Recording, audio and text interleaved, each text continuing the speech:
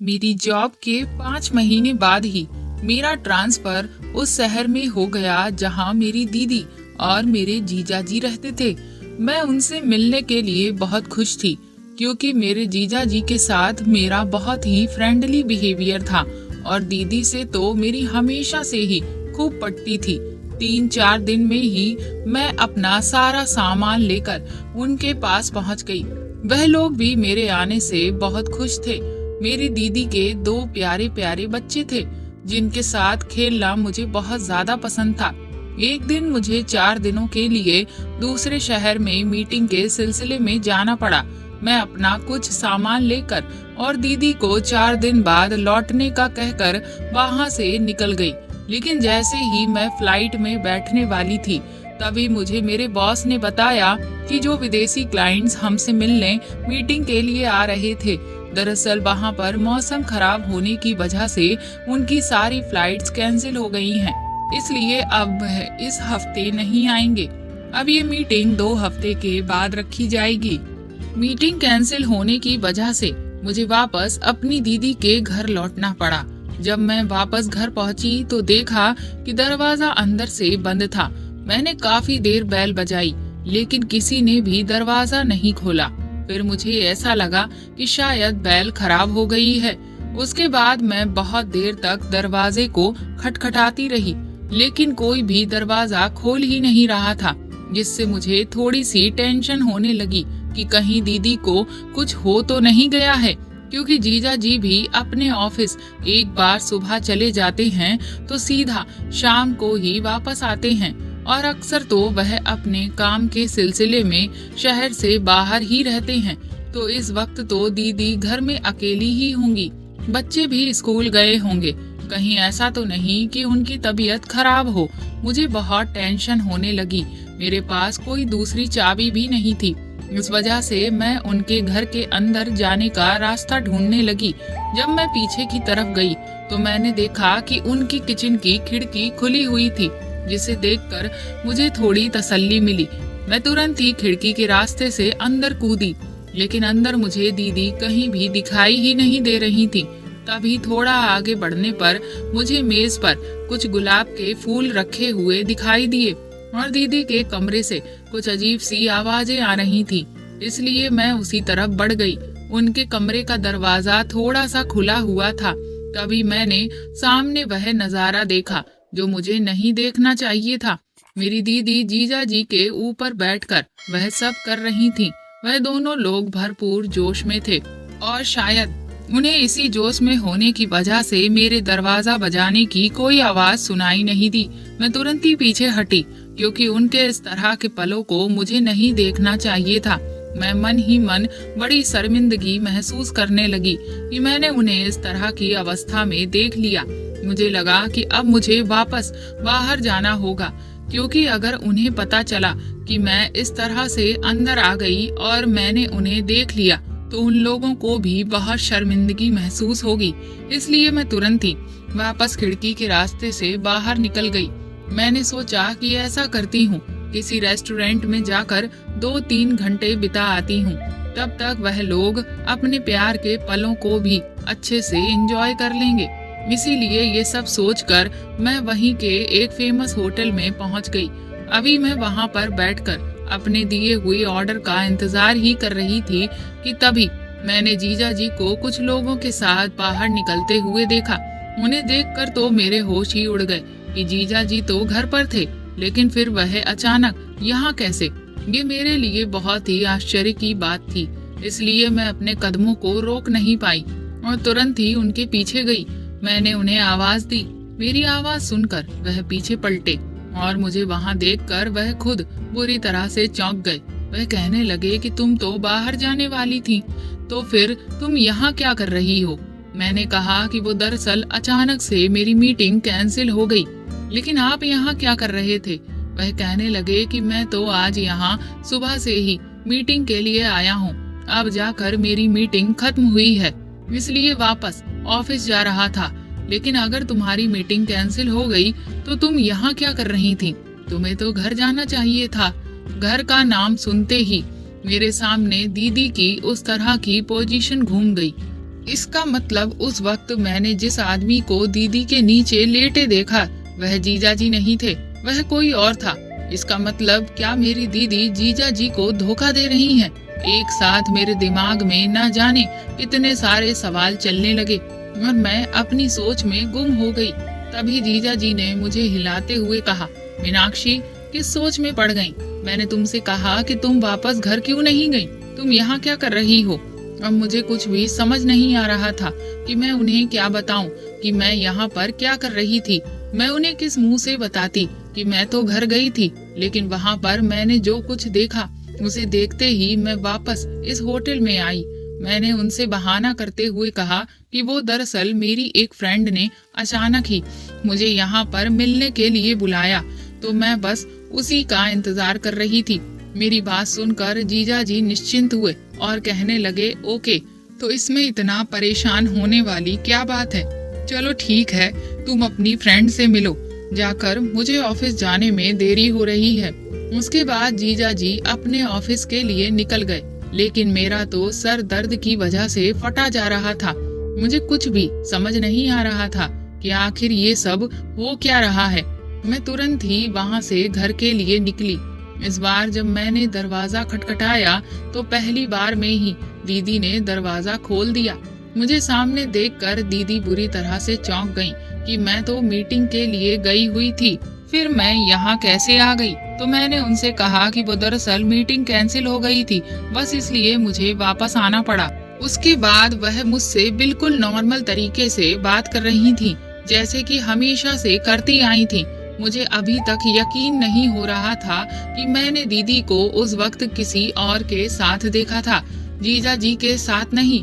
मैंने एक बार फिर से खुद को सांत्वना देने के लिए दीदी से पूछा, क्या जीजाजी दोपहर को लौट कर आए थे? तो वह कहने लगी कि नहीं, तो तुम्हें तो पता है कि तुम्हारे जीजाजी ज्यादातर तो अपने काम के सिलसिले में शहर से बाहर ही रहते हैं, और जब यहाँ रहते भी हैं तो वह सुबह को जाते हैं और सीधा रात में ही वापस आते हैं। दिन में उनके आने का तो कोई चांस ही नहीं बनता। लेकिन तुम ये सब क्यों पूछ रही हो? तो मैंने उनसे कहा, कुछ नहीं, बस ऐसे ही पूछा। उसके बाद मैं खाना खाकर अपने कमरे में चुपचाप बैठ गई, लेकिन मेरे दिमाग में अभी भी वही दृश्य चल रहा था जो मैंने कुछ घंटे पहले देखा था। दीदी के बच्चे मेरे साथ खेल रहे थे, लेकिन आज मेरा उनके साथ खेलने का बिल्कुल मन नहीं कर रहा था। मुझे बार बार रोना सा आ रहा था। मेरा दिल कर रहा था कि मैं दीदी से जाकर पूछ लूं कि आखिर वह ये सब क्या कर रही हैं। वह अपने ही हाथों अपने बसे बसाए घर को क्यों उजाड़ना चाह रही हैं। जीजा जी तो कितने अच्छे हैं, उनकी कितनी कदर करते हैं, उनके लिए किसी भी चीज की कोई कमी नहीं होने देते। फिर आखिर वह उन्हें ऐसा धोखा क्यों दे रही हैं? लेकिन मैं उनसे कुछ भी नहीं पूछ सकती थी, क्योंकि अभी तक मैं पूरी तरह से पक्के तौर पर ये नहीं कह सकती थी कि मैं जो सोच रही हूँ या जो मैंने देखा है उसमें कहाँ तक कितनी सच्चाई है। मुझे लगा कि अब शायद मुझे इस मामले की तह तक जाना होगा और दीदी पर नजर रखनी होगी। मैंने उस दिन से दीदी पर ध्यान देना शुरू किया तो देखा कि रात को जीजा जी के सोने के बाद उनके फोन पर किसी का फोन आता था और वह चुपचाप छत पर जाकर उससे बातें करती थी। इससे मुझे ये तो कंफर्म हो गया था कि वह किसी से बात करती हैं, उनकी जिंदगी में कोई दूसरा आदमी भी है। लेकिन वह ये सब क्यों कर रही हैं, ये मुझे समझ नहीं आ रहा था। अभी कुछ ही दिन बीते थे कि मेरे बॉस ने मुझे एक जरूरी मीटिंग को अटेंड करने के लिए एक बड़े से होटल में भेजा। मैं अपनी मीटिंग खत्म करके वहाँ से निकलने ही वाली थी कि तभी मैंने दीदी को रिसेप्शन पर खड़े हुए देखा। उसके बाद वहाँ पर वह बात करके ऊपर बने रूम की तरफ चली गई। मैंने भी उनका चुपके से पीछा किया तो देखा कि वह एक कमरे के अंदर चली गईं। उसके बाद मैं नीचे रिसेप्शन एरिया में उनका इंतजार करने लगी। करीब 2 घंटे के बाद वह उस कमरे से बाहर निकली और 5 मिनट के बाद ही उस कमरे से एक आदमी बाहर आया। लेकिन वह आदमी कौन था ये मैं नहीं जानती थी। मैंने उस आदमी को जिंदगी में आज पहली बार देखा था। मैंने अपना चेहरा अच्छी तरह से ढक लिया। फिर मैंने देखा कि वह आदमी तो वहाँ से चला गया, लेकिन दीदी अभी भी होटल के बाहर खड़ी थीं। मुझे लगा कि ना जाने वह किसका इंतजार कर रही हैं। तभी एक टैक्सी उनके सामने आकर रुकी और वह उस टैक्सी में बैठकर कहीं जाने लगी। मैंने भी तुरंत ही एक दूसरी टैक्सी बुलाई और उसे दीदी की टैक्सी का पीछा करने के लिए कहा। मुझे लगा कि शायद दीदी घर जा रही होंगी, लेकिन घर का रास्ता तो पीछे ही छूट गया था। तो आखिर दीदी कहाँ जा रही थी? अभी हमारी टैक्सी आगे के रास्ते पर बढ़ ही रही थी कि फिर दीदी की टैक्सी एक दूसरे होटल के पास जाकर रुकी। उसके बाद वह टैक्सी से उतरकर होटल के अंदर चली गई। मैं भी तुरंत ही छुपकर उनके पीछे गई। फिर वह लिफ्ट से होते हुए उस होटल के एक रूम के अंदर चली गई और उस रूम से भी वो करीब 2 से 3 घंटे के बाद बाहर आई और उनके साथ में ही एक और आदमी निकला। इस बार इस आदमी को देखकर मेरे होश ही उड़ गए, क्योंकि ये आदमी और कोई नहीं बल्कि रवि था। रवि मेरे बड़े भाई का दोस्त था और वह इतनी दूर यहाँ पर क्या कर रहा था, और दीदी उसे इस होटल के कमरे में ऐसे चुपचाप मिलने क्यों आई थी। मुझे ये सारा माजरा समझ ही नहीं आ रहा था। वह दोनों एक साथ होटल से बाहर निकले, लेकिन अलग अलग टैक्सी में बैठकर कहीं चले गए। मेरे तो दिमाग ने काम करना बंद ही कर दिया था। क्या दीदी एक साथ कई सारे आदमियों के साथ? मैंने अपने आप से कहा कि मैं ऐसा अपनी ही बहन के बारे में कैसे सोच सकती हूँ। बचपन से लेकर आज तक मैंने अपनी बहन को कभी भी ऐसी कोई हरकत करते नहीं देखा जिससे मुझे उसके चरित्र पर शक हो। लेकिन फिर आज जो मैं अपनी आंखों से देख रही हूँ वह क्या था? वह इन लोगों के साथ होटल के कमरों में जाकर आखिर क्या कर रही थी? शाम को जब मैं लौट कर आई तो मैंने देखा कि दीदी बहुत ज्यादा परेशान थी। मैंने उनसे पूछा कि आप इतना परेशान क्यों हो? तो कहने लगी, वो मैं घर में रह रह कर बोर हो जाती हूँ। तुम लोग भी अपने अपने काम पर निकल जाते हो और बच्चे भी स्कूल के लिए चले जाते हैं। उसके बाद मैं घर में अकेली रह जाती हूँ। तुम लोगों में से किसी के पास भी इतना टाइम नहीं जो मैं साथ में जाकर बाहर घूम कर आऊं। एक काम करो, तुम और तुम्हारे जीजा जी एक दिन अपने ऑफिस से छुट्टी ले लो, फिर हम सब लोग मिलकर कहीं बाहर घूमने जाते हैं। बहुत दिन हो गए मैं कहीं बाहर नहीं गई हूँ और बच्चे भी कहीं बाहर घूमने के लिए नहीं गए हैं।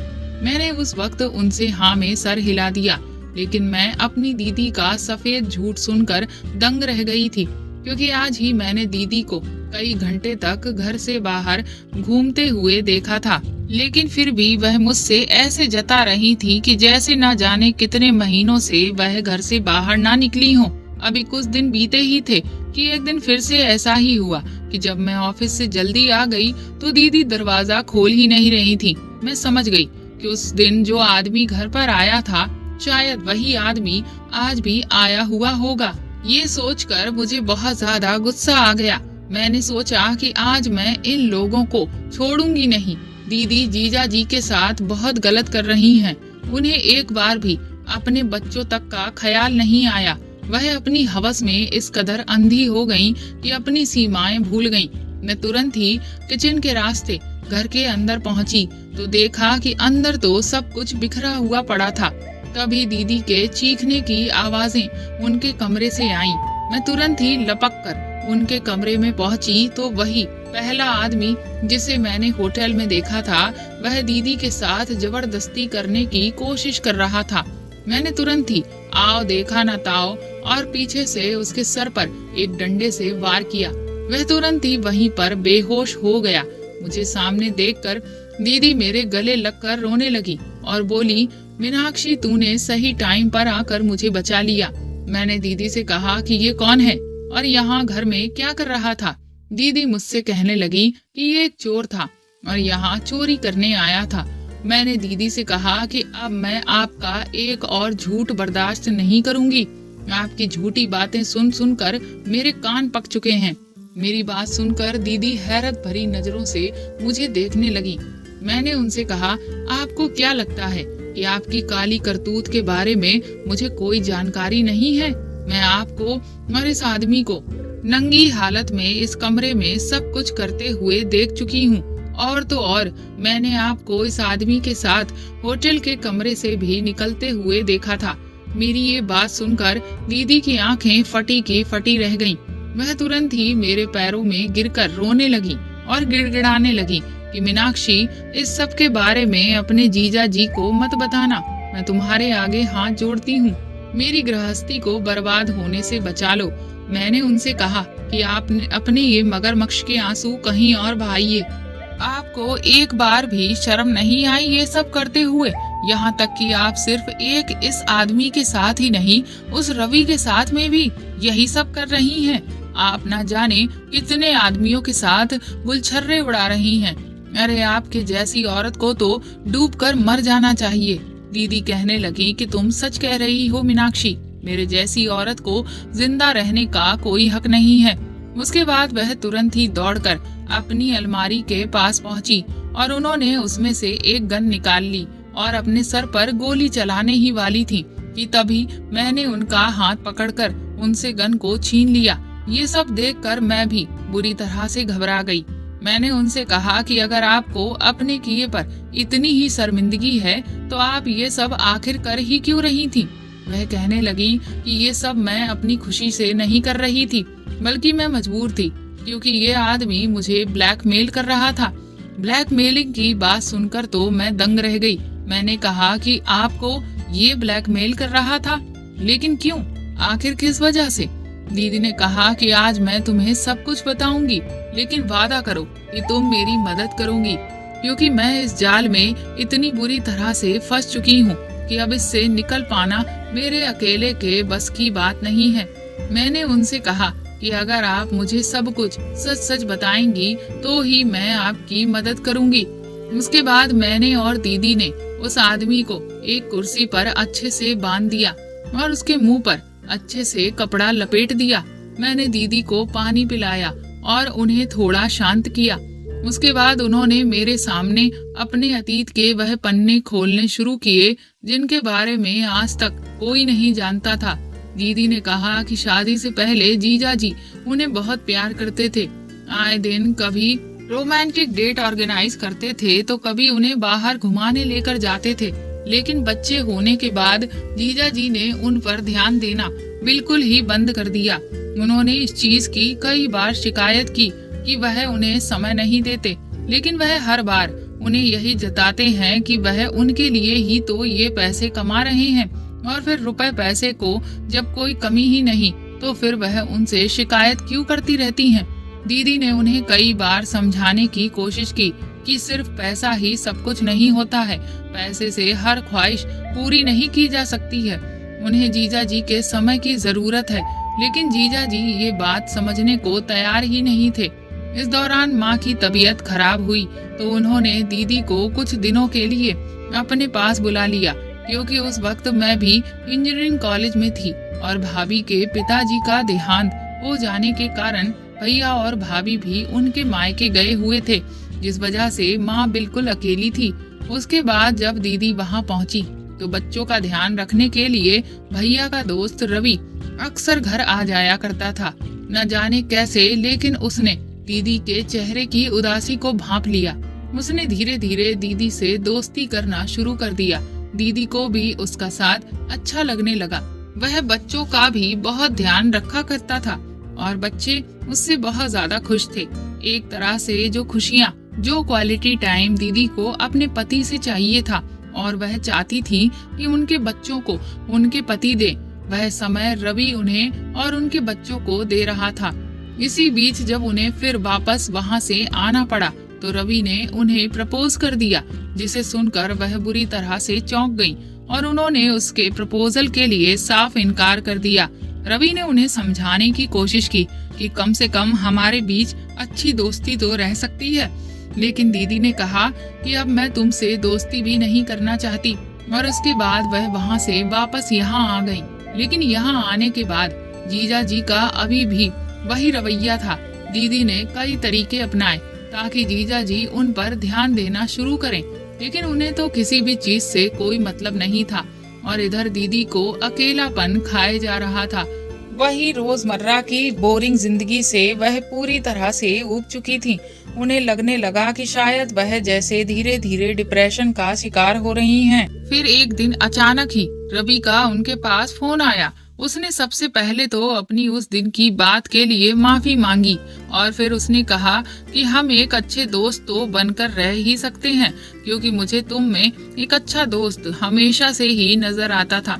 दीदी ने सोचा कि दोस्ती में तो कोई बुराई नहीं है और फिर उस दिन से उनकी रवि से बातचीत शुरू हो गई। धीरे धीरे रवि उनसे मिलने के लिए आने लगा, लेकिन रवि का घर आना जीजा जी को पसंद नहीं आया, इसलिए दीदी ने रवि से घर आने को मना कर दिया। तो रवि ने दीदी से मिलने के लिए होटल का रास्ता चुना और जब एक दिन दीदी होटल में रवि से मिलने के लिए गईं, तो वह उस दिन अपनी सारी सीमाएं लांघ गई थीं, क्योंकि उस वक्त उन्हें जैसे ही रवि से थोड़ा सहारा मिला तो उनके कदम बहक गए और फिर वह सब कुछ कर बैठी जो उन्हें कभी नहीं करना चाहिए था। उसके बाद तो ये एक सिलसिला सा चल पड़ा। रवि ने उन्हें समझाया कि इस सब में कोई भी बुराई नहीं है, क्योंकि इससे तुम्हें भी सुकून मिलता है और उसे भी। उसके बाद जब दीदी दोबारा से अपने मायके गईं, तो फिर उन दोनों का आपस में एक बार फिर से मिलने का मन करने लगा, लेकिन आखिर वह वहां पर कहाँ जाते, उन्हें ये बात समझ नहीं आ रही थी। इसलिए रवि ने अपने एक दोस्त का घर एक दिन के लिए किराए पर लिया। उस दिन उसका दोस्त शहर से कहीं बाहर गया हुआ था और फिर वह दीदी को लेकर उस घर में चला गया। वहां पर दोनों ने अपने अपने शरीर की भूख मिटाई और फिर वह दोनों वापस आ गए। वापस आने के बाद दीदी फिर से अपनी उसी रोज की जिंदगी में लग गईं और फिर एक दिन रवि का उनके पास फोन आया और उसने जो खबर दीदी को सुनाई, उसे सुनकर तो उनके पैरों तले जमीन निकल गई। रवि ने बताया कि उसके दोस्त मानव ने उनका और दीदी का उस तरह का वो सब करते हुए वीडियो तैयार कर लिया है। दरअसल वह लोग जब लास्ट टाइम उसके घर पर गए थे तो उसने वहां पर कैमरा लगा दिया था, जिसमें अब उनका वीडियो रिकॉर्ड हो चुका है और अब वह रवि को ब्लैकमेल कर रहा था। ये सुनकर तो दीदी के होश ही उड़ गए। दीदी ने तुरंत ही जीजा जी से बहाना बनाया कि वह 2-3 दिन के लिए मायके वापस जाना चाहती हैं। जीजा जी ने उन्हें इजाजत दे दी। उसके बाद दीदी जब वहां पहुंची तो रवि के दोस्त मानव ने उनके सामने ये शर्त रख दी कि वह ये वीडियो एक शर्त पर ही किसी को नहीं दिखाएगा। अगर दीदी जो रवि के साथ करती आ रही हैं, वही सब मानव के साथ भी करें। ये सुनकर तो दीदी के पैरों तले जमीन निकल गई, लेकिन फिर वह मजबूर हो गई और उन्हें मजबूरी में वह सब मानव के साथ भी करना पड़ा। उसके बाद तो उन्हें लगा कि अब शायद उनका इस सब से पीछा छूट जाएगा, लेकिन ऐसा कुछ भी नहीं हुआ। फिर तो ये सिलसिला चल निकला। मानव ने मुझे ब्लैकमेल करके डरा धमका कर उनके घर का पता भी उनसे जान लिया और फिर तो वह जब उनका मन करता तब घर आकर उनके साथ वह सब करने लगता और अब धीरे धीरे वह दीदी से पैसों की डिमांड भी करने लगा, जिससे अब वह बहुत तंग आ चुकी हैं। अब उन्हें ऐसा लगता है कि वो एक जाल में फंस चुकी हैं। दीदी बोली कि इधर मैं रवि को भी कुछ नहीं बता सकती थी, क्योंकि अगर मैं उसे बताती कि मैं उसकी पीठ के पीछे मानव के साथ भी यही सब अभी तक करती आ रही हूँ, तो वह मुझे धोखेबाज समझता, जबकि मैं एक धोखेबाज नहीं हूँ। इतना कहते हुए दीदी फूट फूट कर रोने लगी। तभी मैंने देखा कि मानव को होश आ गया। मैंने उससे तुरंत ही उसका फोन छीना और उसके फोन में पड़ा हुआ वह वीडियो डिलीट कर दिया। मैंने उससे कहा कि अब आज के बाद अगर तू मेरी दीदी के आसपास भी नजर आया तो मैं तेरी पुलिस में कंप्लेंट करूंगी। मेरी बात सुनकर वह जोर जोर से हंसने लगा। कहने लगा कि तुम्हें क्या लगता है मेरे फोन से वीडियो डिलीट करने से तुम्हारी बहन बच जाएगी? अभी एक वीडियो तो रवि के फोन में भी पड़ा हुआ है। उसकी ये बात सुनकर तो मेरे और दीदी के दोनों के होश उड़ गए। दीदी ने कहा कि आखिर तुम कहना क्या चाहते हो? तब मानव ने बताया कि ये सब तो रवि का ही बनाया हुआ प्लान था। उसने ही कहा था कि वह बहाने से तुम्हें मेरे घर बुला लेगा और फिर तुम्हारा वीडियो तैयार कर लेगा और फिर मैं सामने से आकर तुम्हें ब्लैकमेल करूंगा, तुम्हारे साथ मजे भी लूंगा और तुमसे पैसे भी ले लूंगा। और फिर वह पैसे मेरे और रवि के बीच में आधे आधे बट जाएंगे। इस तरह से दोनों मिलकर तुम्हें खूब लूटते रहेंगे, जिस्म से भी और पैसों से भी। और तुम इतनी बड़ी बेवकूफ औरत निकली कि तुम्हें इस सब की भनक तक नहीं लगी कि हम दोनों मिलकर तुम्हारा फायदा उठा रहे हैं। ये सब सुनकर तो दीदी फूट फूट कर रोने लगी। वह बोली, अब मेरे पास मरने के सिवाय और कोई ऑप्शन नहीं है। इन दोनों के चक्कर में पड़कर मैंने अपनी बसी बसाई गृहस्थी बर्बाद कर ली। अगर मैंने अपनी इच्छाओं पर काबू किया होता तो आज मुझे ये दिन ना देखना पड़ता। मैं एक बहुत बुरी माँ हूँ। मेरे बच्चों को मेरे जैसी माँ कभी नहीं मिलनी चाहिए। दीदी एक बार फिर से खुद को मारने की कोशिश करने लगी। मैंने उनसे कहा कि जज्बाती होकर आप फिर से कोई बेवकूफी ना करें। पहले ही आप अपनी जिंदगी खराब करने के लिए बहुत सारे ऐसे कदम उठा चुकी हैं, लेकिन कम से कम अब तो कोई भी ऐसा काम ना करें। अब तो कम से कम अपने बच्चों के बारे में सोच लें कि अगर आपको कुछ हो गया तो आपके बच्चों का क्या होगा। वह मुझसे कहने लगी कि अब तुम ही बताओ, मरने के सिवा मेरे पास और क्या रास्ता है। आखिर इस सब से मैं अब कैसे बचूंगी। मैंने उनसे कहा कि आप फिक्र मत करिए, हमें ठंडे दिमाग से सोचना होगा, इसीलिए आप थोड़ी देर शांत रहिए। मैंने दीदी से कहा कि अब आप ऐसा करिए, हमारे पास एक ही रास्ता है कि आप जीजा जी को सब कुछ बता दीजिए। मेरी बात सुनकर दीदी बुरी तरह से रोने लगी। बोली, मैं तुम्हारे जीजा जी को ये सब नहीं बता सकती। अगर उन्हें पता चल गया तो वह मुझे तलाक दे देंगे और मैं उन्हें हरगिज नहीं छोड़ना चाहती। इससे तो अच्छा है कि मैं मर ही जाऊं। मैंने उनसे कहा कि आप समझती क्यों नहीं, हमारे पास इसके सिवाय और कोई दूसरा रास्ता नहीं है। पर दीदी जीजा जी को सब कुछ बताने के लिए तैयार ही नहीं थे। इधर मानव अपने आप को बहुत स्मार्ट समझ रहा था और इसीलिए बहुत ज्यादा खुश हो रहा था कि तभी दीदी के फोन की घंटी बजी। दीदी ने जब फोन की तरफ देखा तो जीजा जी उन्हें फोन कर रहे थे। वह बुरी तरह से घबरा गईं। मैंने उनसे कहा कि आप परेशान मत हो और आराम से रिलैक्स होकर जीजा जी का फोन उठाओ।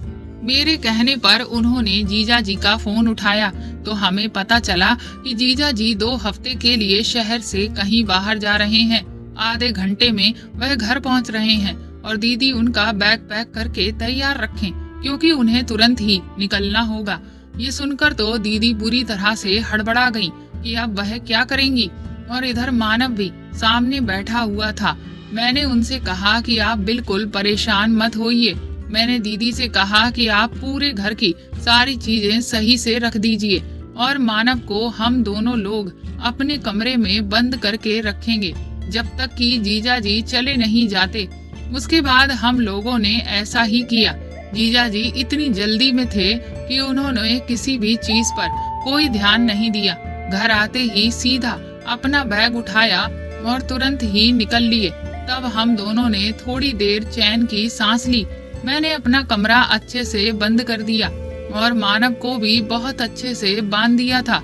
मैंने दीदी से कहा कि तुम रवि को तुरंत ही फोन करके यहाँ बुलाओ, उसे कहो कि आप बिल्कुल अकेली हैं और इसलिए आप उसके साथ कुछ समय बिताना चाहती हैं।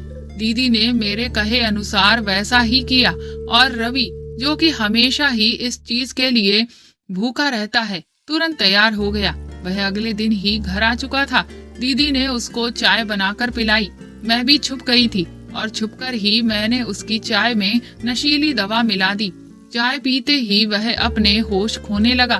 उसके बाद मैंने पुलिस को फोन करके बुला लिया और उन्हें बता दिया कि ये लोग किस तरह से मेरी बहन को ब्लैकमेल कर रहे थे और उनका गलत तरीके का वीडियो बना लिया। उसके बाद पुलिस ने मानव के फोन से भी उस वीडियो को डिलीट कर दिया। मेरी बहुत रिक्वेस्ट करने पर पुलिस वाले इस बात के लिए तैयार हो गए कि आगे की जो भी कार्रवाई होगी उसकी सारी जानकारी वो सिर्फ मुझे ही देंगे और घर पर किसी को भी नहीं भेजेंगे, क्योंकि अगर इस सब के बारे में मेरे जीजा जी को कहीं से भी पता चल गया तो मेरी बहन की जिंदगी बर्बाद हो जाएगी। उसके बाद पुलिस मानव और रवि दोनों को अपने साथ पकड़कर ले गई और उन पर केस चलने लगा। इधर जो भी सबूत और दीदी की गवाही जो उन्होंने कोर्ट में दी, उसके बिना पर मानव और रवि दोनों को 10-10 साल की सजा हो गई। इस केस से जुड़ी जितनी भी कार्रवाई थी उसको मैंने ही हमेशा आगे से जाकर हैंडल किया, ताकि जीजा जी को इन सब चीजों के बारे में बिल्कुल भी पता ना चले।